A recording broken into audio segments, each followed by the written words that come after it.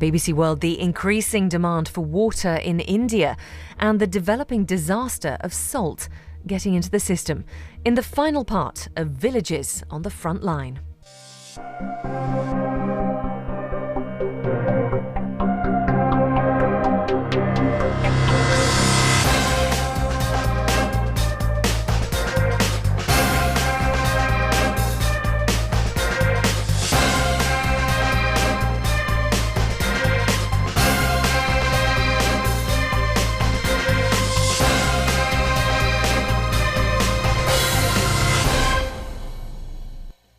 A spectre is haunting the world.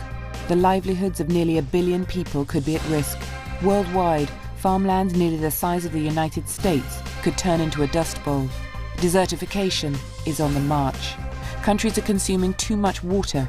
The land is being overburdened by too many people, too much livestock, and too many harvests. 2006 is the UN's International Year of Desertification.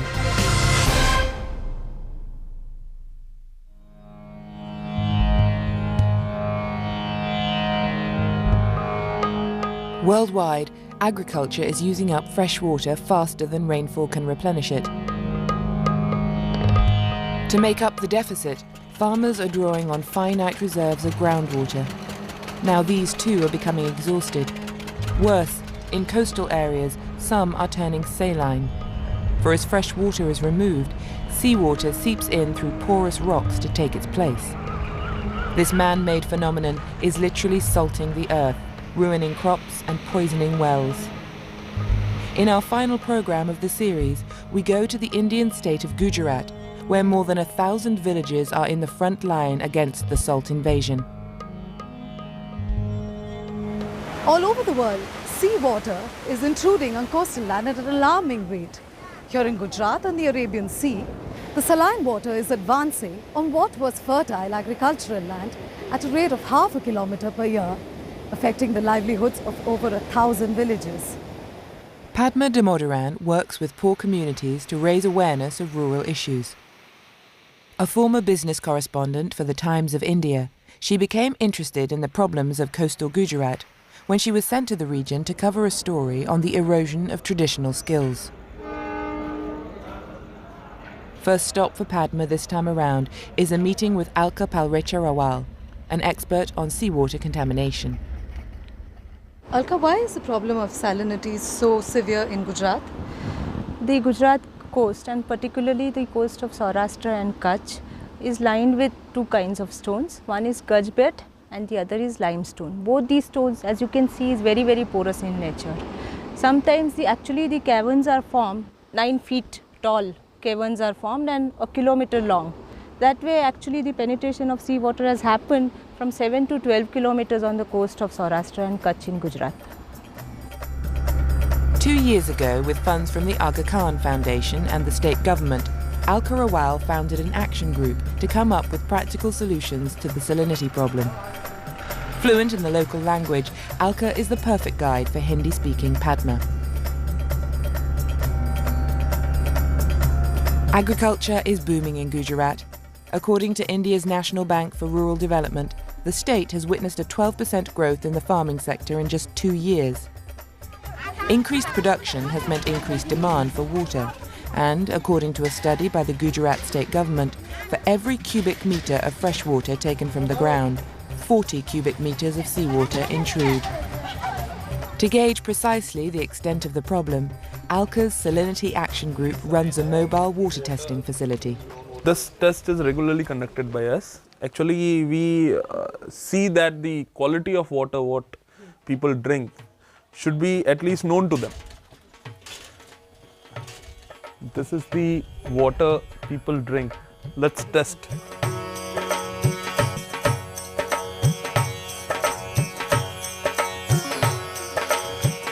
The results take about an hour to come through. Time enough for a saucer of hopefully salt-free tea. The result is highly, saline. It's around 6,000 ppm. ppm is parts per million in a liter of water. According to the World Health Organization, it should be around 500 ppm, but it is 12 times more. So we are just in the fully saline zone, and this is not drinkable water. A government report of 2004 concluded that over 1,500 villages in coastal Gujarat, around 45% of the total, no longer have access to drinkable water. Before this hand pump was built 4 years ago, these women had no choice but to drink the dangerously salty water in their own wells. They have skin rashes, graying of hair, maybe some falling of hair also, and rashes all over the body. And of course, kidney stones, which are the major problems because of bathing or consuming the high salt content water here. Local health charities estimate that 12% of Gujaratis suffer from kidney stones, and they don't take long to develop. This child's name is Gopal. He told his cousin to take him to the doctor, and they went to the doctor, and such a big stone was found in his kidneys. Salinity has turned fresh or sweet water into a valuable commodity. Rambhai and Virgi Bain are basically carrying this water to a fishing village. Members of the fishing village will pay him about 250 rupees for a can of 50 litres, which is provided daily. That is 250 rupees per month, and they get a can of 50 litres a day. Curiously enough, communities living next to the sea aren't always the worst affected. The region's complex geology throws up many anomalies. This is the only sweet water well in an area of at least about 2 to 2.5 kilometres. The ironic thing is that the only sweet water well in this area is right on the beach. And they do have wells in their own fields, but that water has long turned saline. Households have contributed to the rising demand for groundwater. So too have industries such as limestone quarrying and cement making. But the biggest culprit by far is agriculture. The Green Revolution of the 1960s turned India from a famine-prone country into one of the world's major food exporters. That agricultural achievement was made possible in part by a huge increase in groundwater pumping. In the mid-1950s, fewer than 100,000 mechanized pumps were extracting groundwater for farming in India. Today, there are reportedly 20 million. This exponential increase in extraction rates means that ancient supplies never before tapped are being sucked dry. Today's farmers are feeling the consequences. This is Keshubhai's farm, and it's amazing how this man has managed to survive despite not having sweet water in his land. About 22 years back, when he dug his well, he found that there was only salt water in it. But this problem of salinity has actually reduced his income by almost 2/3, a problem that is seen in many other places. Places like Jeevabai's coconut farm.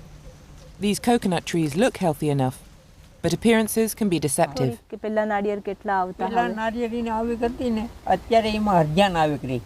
Before my well went saline, each of my trees would produce around 50 coconuts. Now the average is 20 to 30, so my production has halved. The coconut taste itself is saline. Yes, because I noticed that. Yeah, you could notice that, yeah. So that is what he mentioned, that in some of the varieties, the salinity in coconut comes faster, and in others it is slower, but it does come. If taste matters in the coconut market, so too does size. This coconut was grown here, which is a saline area, whereas this coconut was brought from a neighbouring sweetwater area. As you can see, they're both different in size. This would fetch only 2 rupees in the market, and this would get the farmer 4 rupees. See, the whole point is to grow any other crop, he'll have to remove these coconuts. And if he removes the coconuts, he will have to wait for 5 to 6 years for land to be again ready for another crop, because the roots of the coconut are very deep inside. As profits plummet, some farmers are looking for alternative livelihoods. If the salinity levels goes high because of less rainfall and a drought here, then people would abandon the land. That would result in beginning of desertification, and eventually because of loss of income, large number of people would migrate to cities, and there would be social and cultural problems. Like I remember instances where young men were not finding bride because they were staying in saline areas. Really? Yeah, the hardship of women was so much that people are not ready to give their daughters in saline areas. We've been talking about the problems of salinity and how it affects the livelihoods of people along the Gujarat coast, especially the farmers. Yet what we're seeing here is lush green fields. How do you explain that? This is result of many efforts which are done by organizations, people, community themselves and the government. You can see farmers here. The water in the well is more because of this, because the water which is collected here is diverted into the well and which is used to make it green in this season.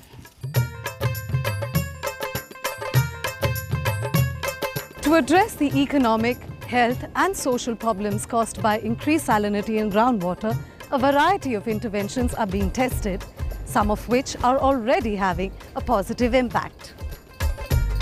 In part 2, we look at what is being done to stop further salt contamination and ask if this will be enough to prevent Gujarat's farms from turning into salt pans.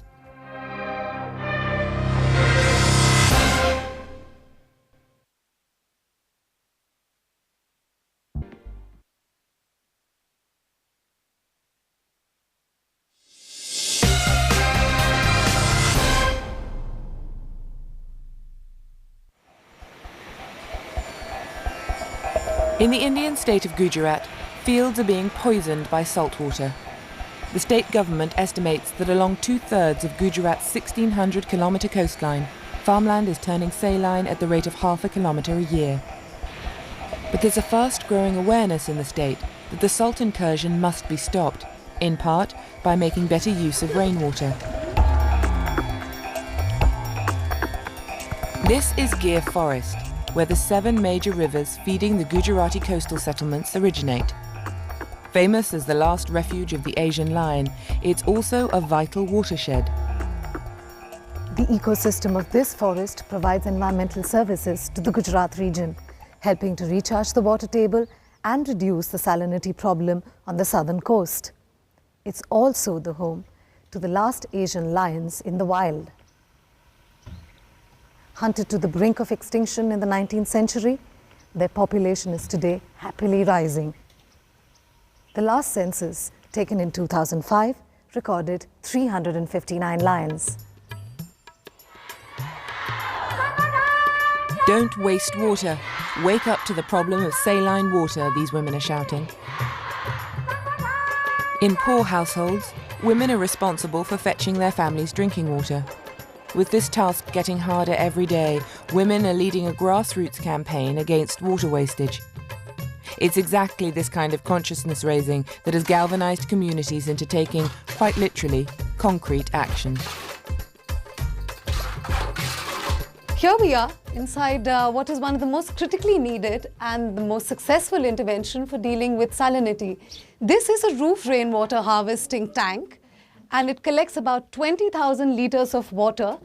Families in this region have been adopting roof rainwater harvesting techniques simply because the salinity levels have been rising dramatically.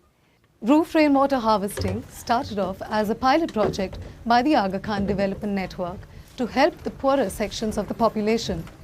But now it has taken on a life of its own.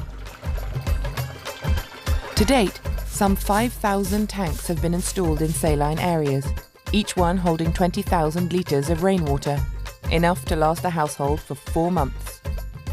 But households use just 5% of the available fresh water in Gujarat. Agriculture accounts for a staggering 89%, according to the state government.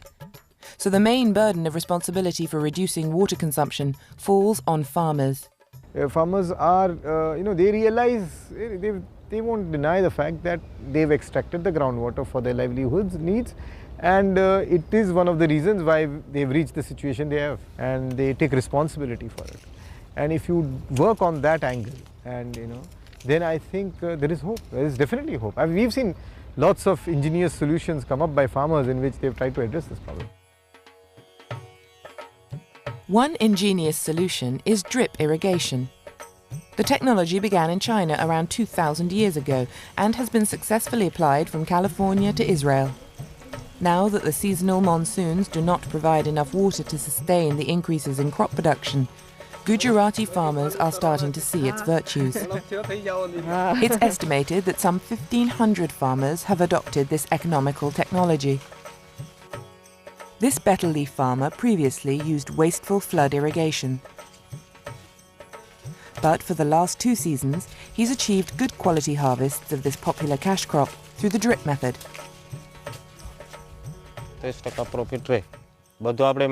Flood irrigation is very labour intensive. With this system, I don't have to get up at night to change the direction of water which is flowing in. I just switch on the drip and go to sleep. In terms of yields, what he's saying is that the quality of leaves have become better, one. The yield itself may not have increased in terms of quantity, but the input in terms of labour and fertilizer has reduced. So his net profit has increased considerably. Okay.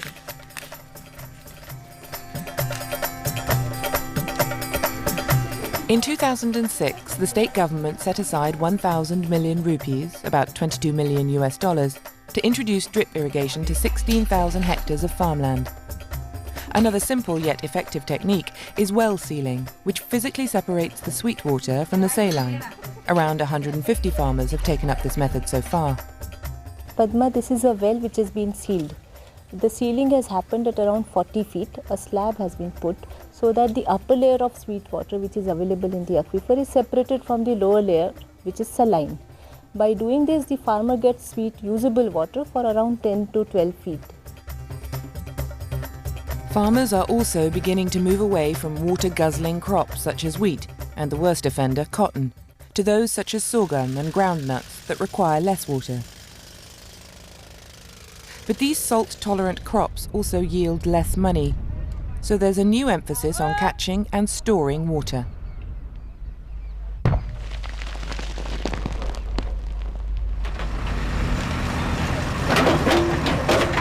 This is a percolation tank. The purpose of the percolation tank is to collect rainwater and store it so that it gets recharged, and the surrounding wells and hand pumps has better level of water. Isn't there a likelihood that people in the village would come and directly take water? There is an understanding between the communities and us that whatever structures we prepare for recharge, they do not lift water straight away. It's allowed to get recharged, and after that they use it when it comes to their wells. When complete, this tank will help to supply fresh water to villages within 5 kilometres. On an even bigger scale, state government projects like this tidal regulator have been constructed along the Gujarat coastline to prevent saline water from contaminating rivers. समुद्र में जाने से भी रोकता है ना? हाँ, दो तरफ से ये पानी यहाँ collect होता है और हाँ. So this works in 2 ways. It first stops the sweet water from going out into the sea, but most importantly, it stops the tides bringing in salt water into the river. Now this particular area which has the sweet water then gets recharged, and the local people are also allowed to pump the water out of this catchment area. With government charges. Yeah, and the government charges them a fee for taking the water out of this area. Among other measures to combat salinity, the government of Gujarat is currently building 271 large dams in 21 rivers across the state. But the government says it cannot tackle the problem alone. Fighting salinity is not the only issue for the government.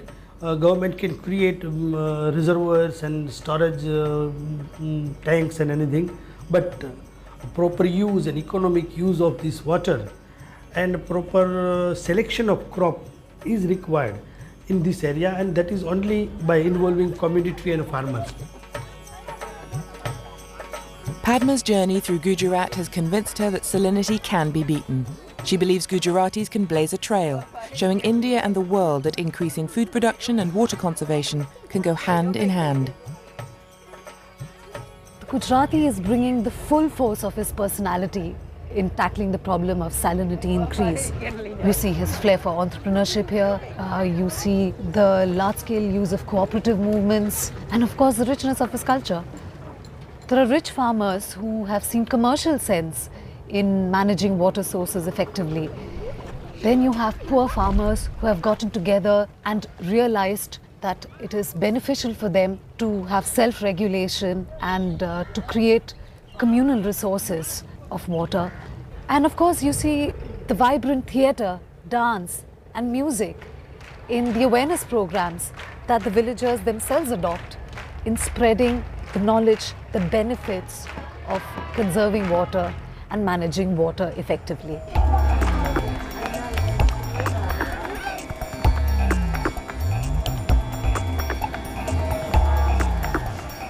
What makes you so passionate about this subject? The very fact that actually it's a human-made problem. It's because of over-extraction of water by man, and they themselves, if they understand this and try to do something about reducing use of water, then only it can be mitigated. But that kind of understanding has to come. The unawareness is actually increasing the problem, but that kind of gap has to be fulfilled in an urgent manner, because actually it's rapidly increasing and we're just not realizing about it. Farmers are largely what we call, they believe what they see rather than what they hear.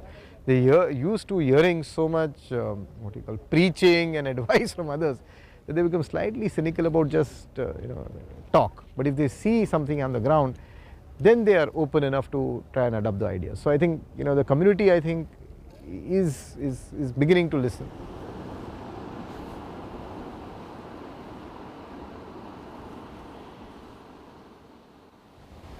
The issue of water management on a global scale can no longer be ignored. To conserve water is to preserve life. The message from Gujarat is that we all need to act together, backed by legislation, to change our attitudes and behavior. By using modern techniques and age-old know-how, it may still be possible to hold back the desert.